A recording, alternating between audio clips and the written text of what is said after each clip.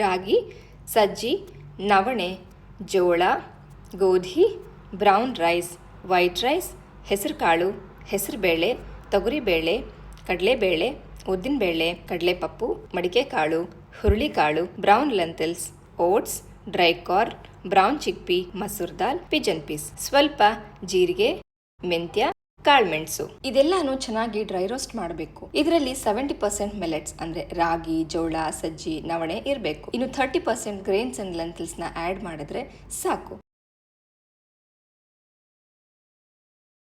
Dry roast ಮಾಡ್ಕೊಂಡ್ಮೇಲೆ ಈ ರೀತಿ ಒಂದು ಬಟ್ಟೆ ಮೇಲೆ ಹಾಕಿ ಎಲ್ಲಾನು ತಣ್ಣಗಾಗ್ಲಿಕ್ಕೆ ಬಿಡಿ. ಈಗ ಇದೆಲ್ಲ ತಣ್ಣಗಾಗಿದೆ, ಮಿಲ್ಗೆ ಹಾಕಿಸ್ಕೊಂಬರೋಣ.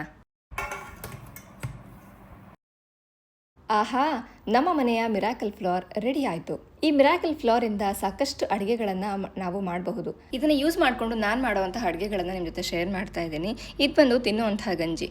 ಇದು ಬಂದು ನನಗೆ, ನನ್ನ ಹಸ್ಬೆಂಡ್ಗೆ ಮಾರ್ನಿಂಗ್ ಎನರ್ಜಿ ಡ್ರಿಂಕ್.